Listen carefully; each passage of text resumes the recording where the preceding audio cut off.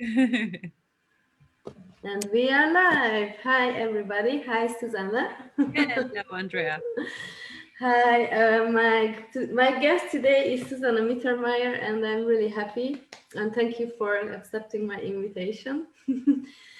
This is my second coffee with Andrea this year, so I'm really excited. Actually, I've read a book from Susanna, and when I read her book, it's about pragmatic psychology.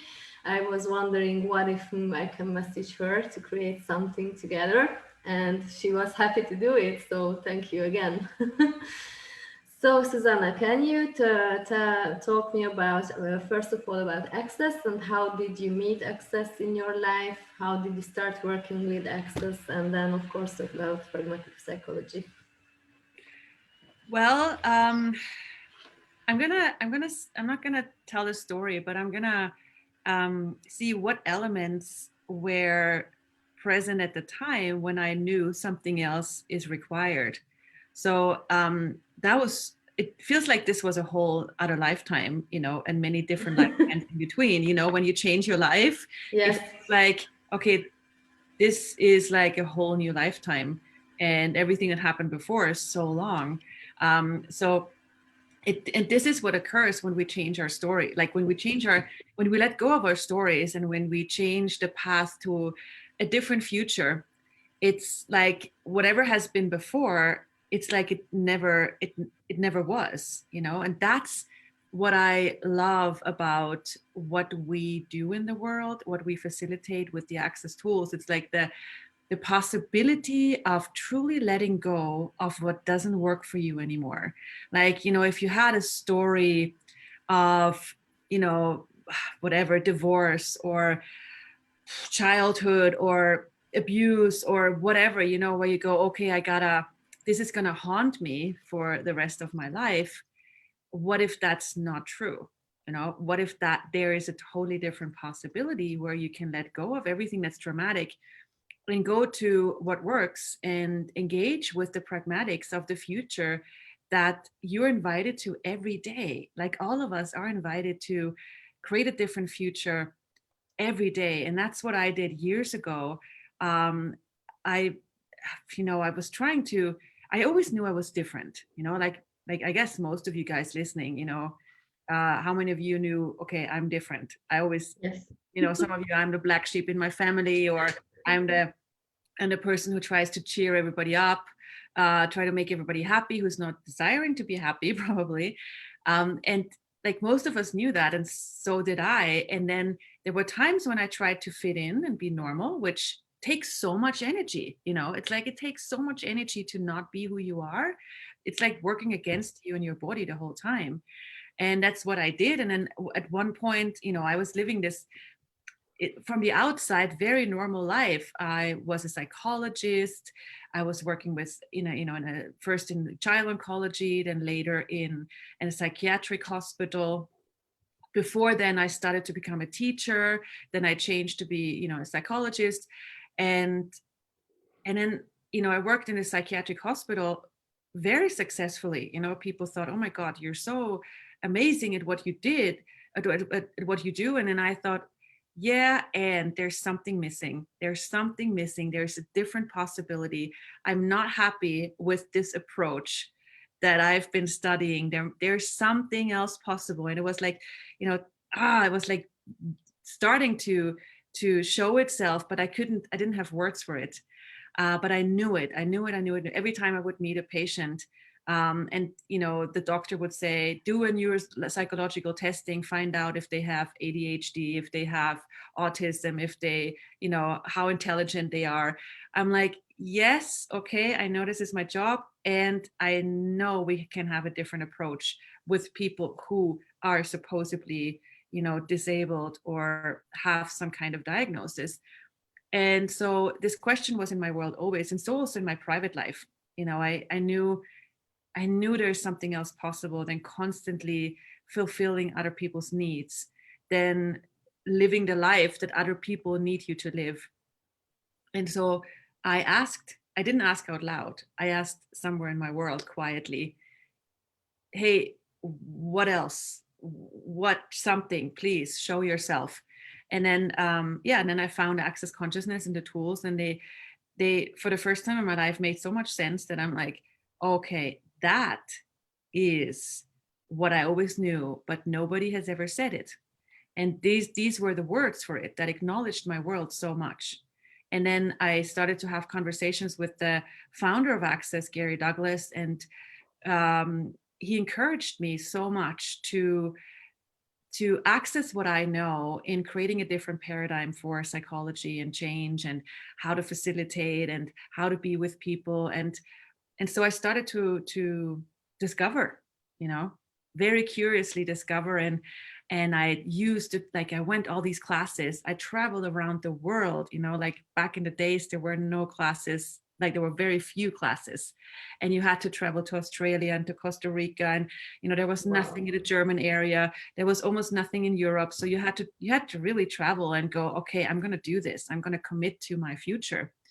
And it opened up my world so much. And then I really used, like since then, used the tools all the time, every day, like I've never been so diligent in school, but now, like with consciousness, it makes sense. It's so worth it, because it's open up your world every day, more and more and more. You allow yourself to choose to be more of the difference you truly are. And so that's what's been occurring. And then from that, with discovering how this stuff works on me and what it does and how I can apply it in every single moment of my day-to-day life, plus business, plus money, plus body, everything, I'm like, okay, I wonder, how is this going to work on the people I work with, my clients, my patients?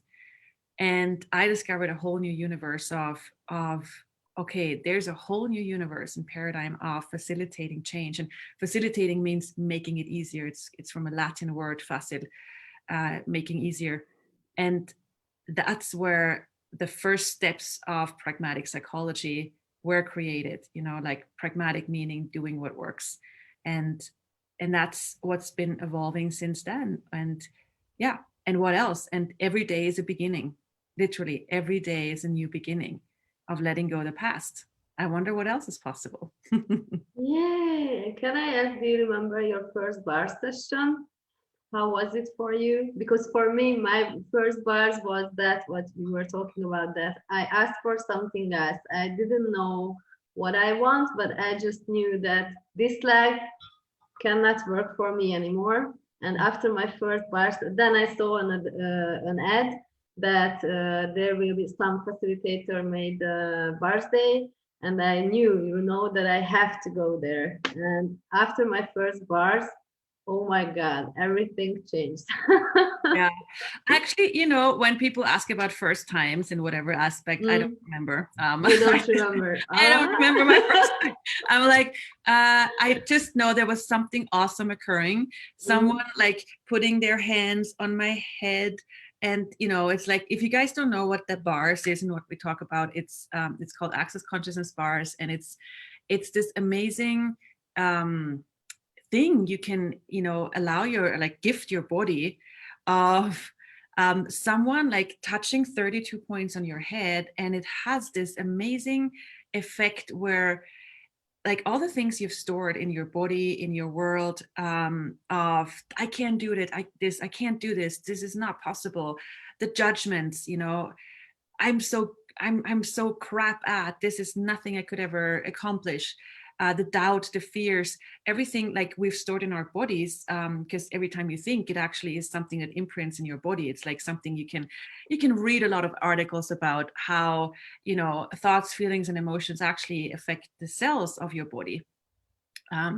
And so this is something, a very simple technique where it just like dissipates that charge that your thoughts, feelings, and emotions create on your body. And so you can basically start and go, wait a second, if that's not there anymore, if that's gone, now what? Now who am I? Because people so identify themselves with what they feel, what they think. And imagine if that is not there anymore. You go, now what would I like to create myself as? Now what would I like my day to be like? And so I'm getting I can't tell you the story of my first time, because I'm like, I just know it was awesome. But I can tell you that I'm getting my bars run at least, I guess, 2 times a week or something. Like this is a big Mm-hmm. priority for me.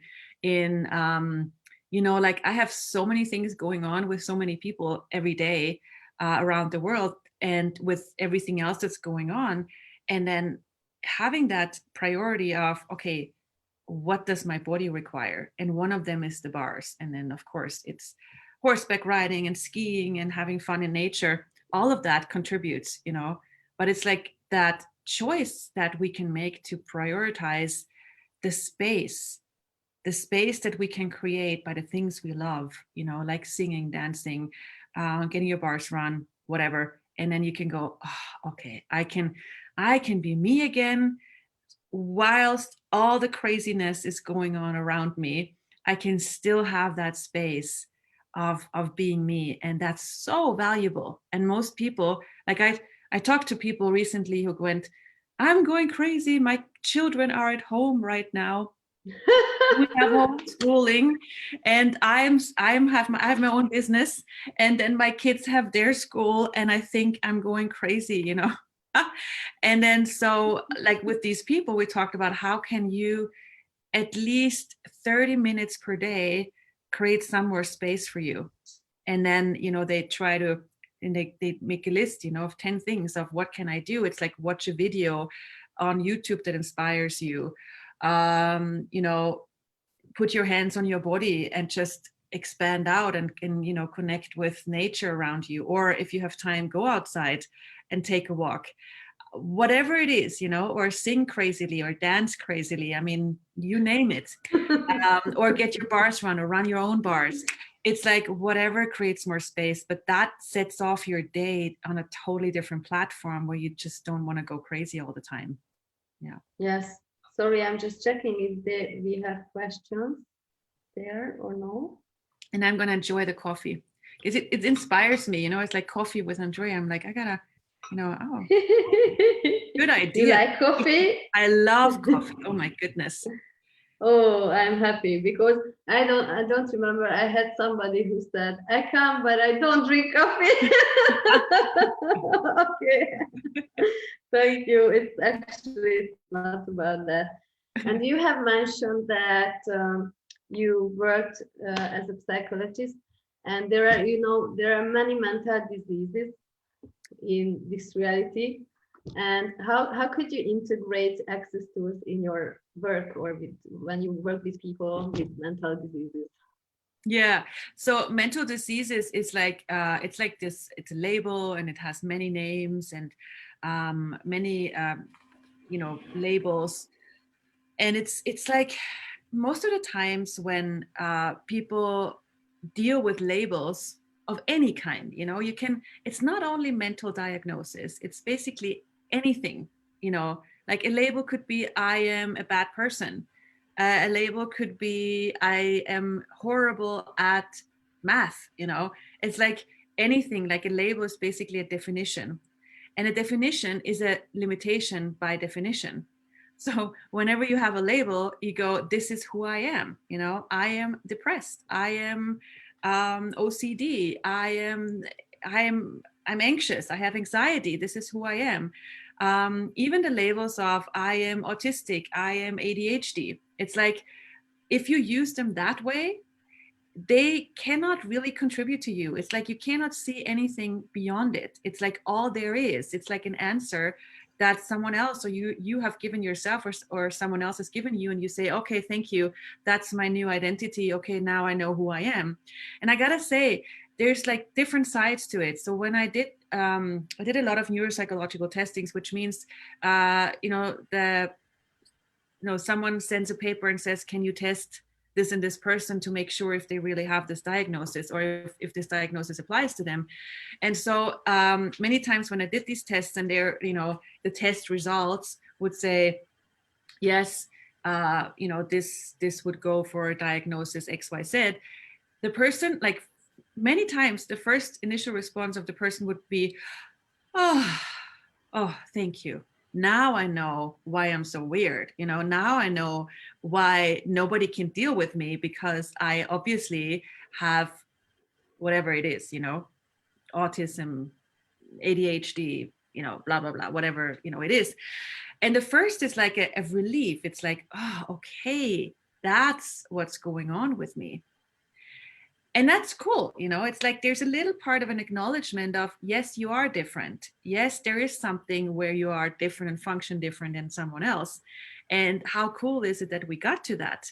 And let's celebrate that.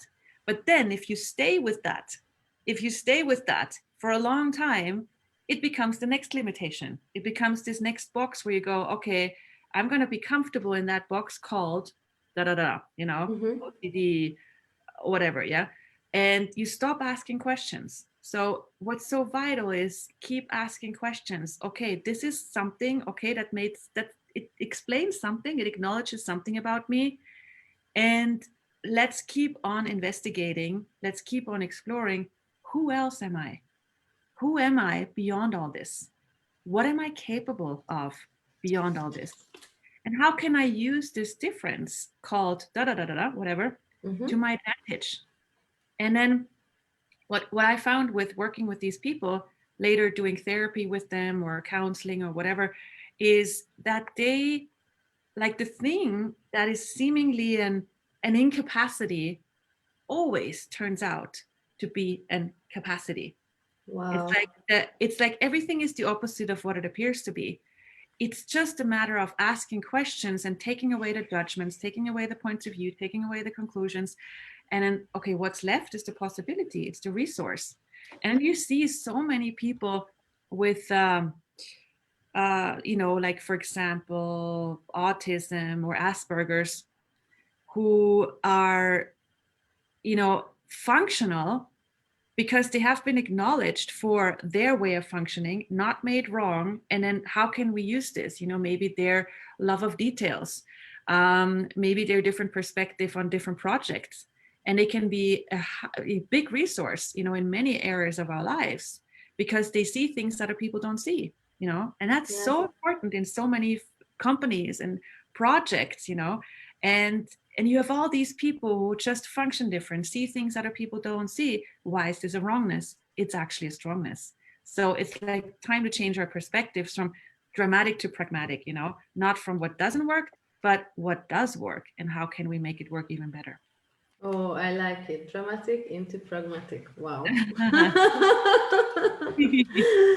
And is it true? Because I know that I read many things from Gary as well. Of course, I love reading his books, and he always says that where you have the biggest yuck in your life or limitations or shit, there you have the greatest capacities. Can you offer something to people how they can discover it or start discovering? Or, for example, if somebody has many problems with money, it's a big thing in everywhere, I think.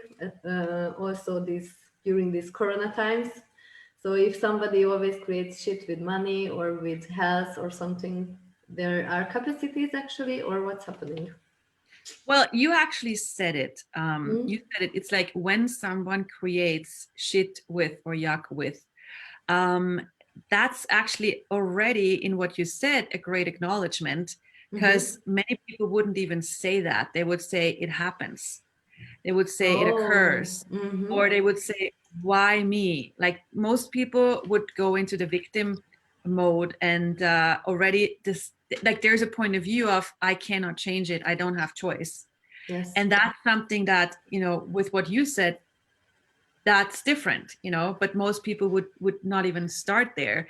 They would rather stay in the victim mode because it seems so real, because they have gathered a lot of evidence of, yeah, I am a victim. See, it hasn't worked for the years. It still doesn't work. See, I have a lot of evidence. But this is where we gotta be so honest with ourselves. So honest, and go, wait a second, am I really a victim here? Or is there a lot of choices I'm not willing to acknowledge that I have, like how many choices, like how much choice do I have here that I haven't been willing to acknowledge that I have? And it's, like when you look at people who have little money or almost no money, and there are those who tell the story of, I don't have money. Oh my God, everything is horrible. This will never change. I'm such a victim. It's terrible. You know, it all happened to me. And then there are other people in the same situation or a similar situation who would go, you know what?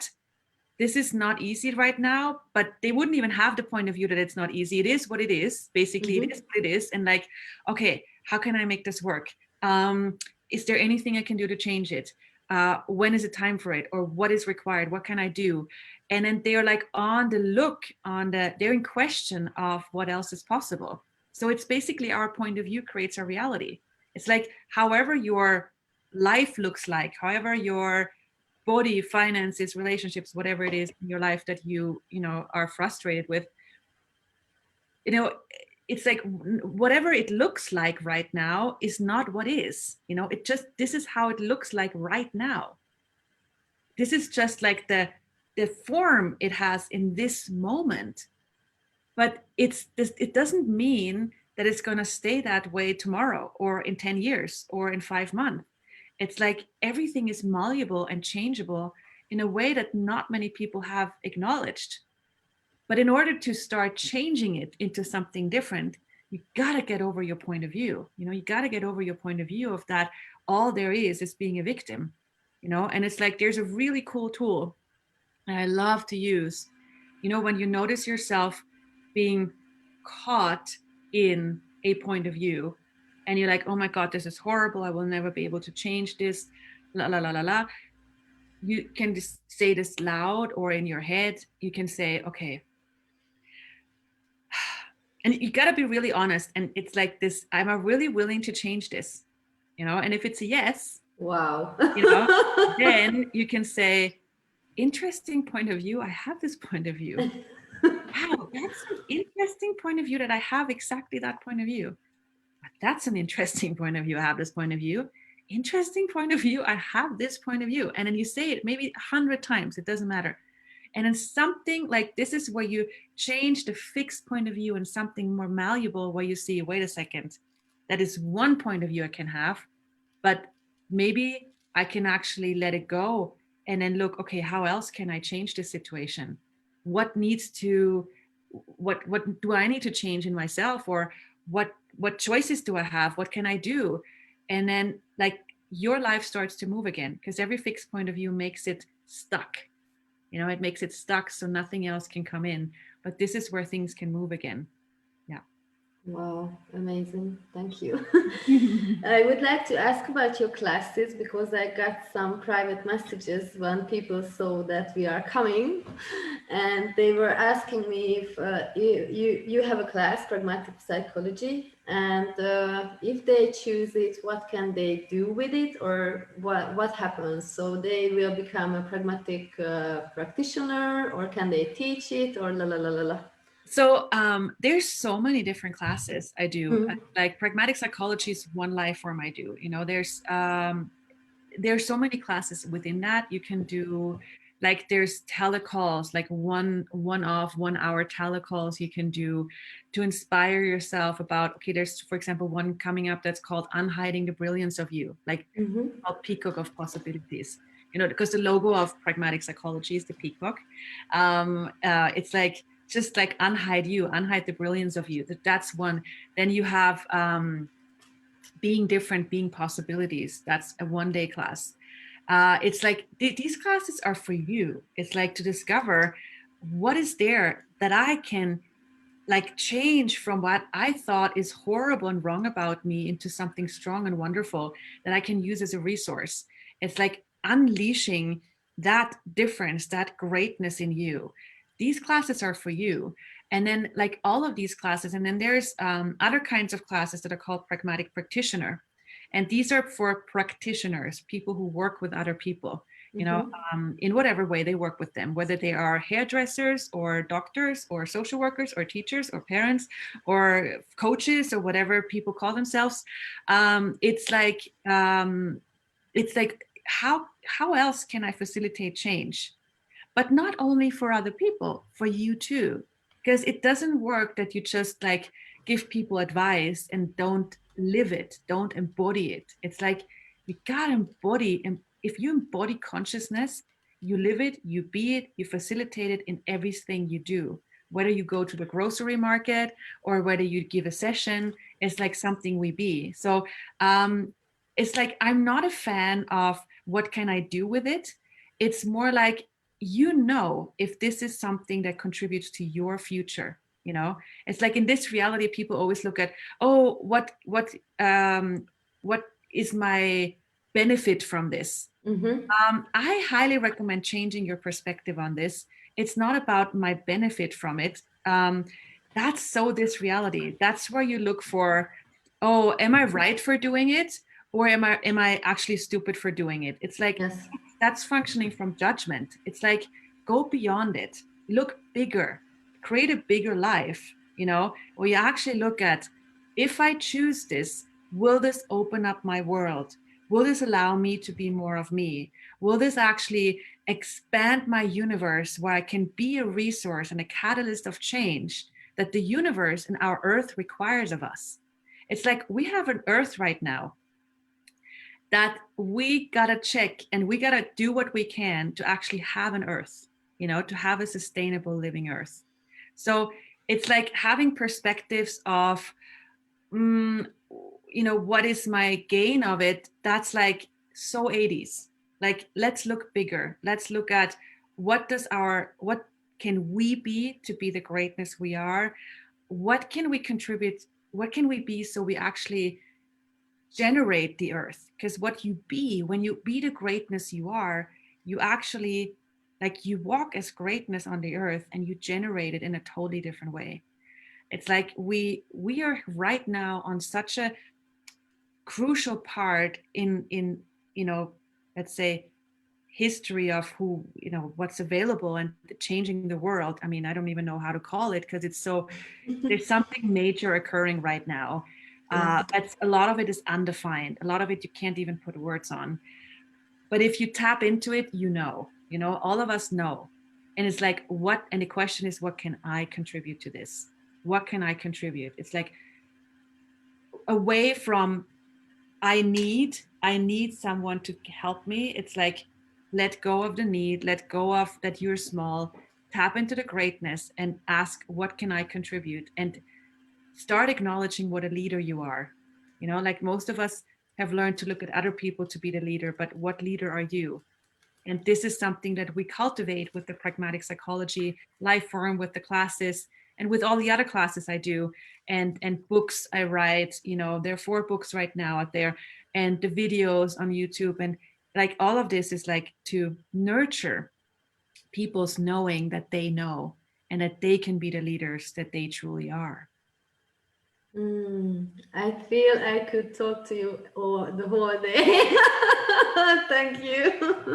And by the way, I Yeah. would, there's a podcast also, guys. It's called Pragmatic Psychology, Be the Peacock. It's new episodes every second week. You find it everywhere you can listen to things. I don't It's know. on your website, And isn't it's it? on my website Yes. also. Yeah. Yes, yes. I was listening to the Peacock last week and I loved it. Yes. Thank you so much. Thank you, Andrea. So, and the pragmatic practitioner class is a 3-day class, or how does it work? It's different. Sometimes it's 3 days, sometimes it's 4 days. It depends. If it's a live class only, it's a 3-day class. If we do it like we have right now, we have one coming up this coming weekend. And we have it online. Like, most people are they're literally joining from all over the world, like, you know, every continent.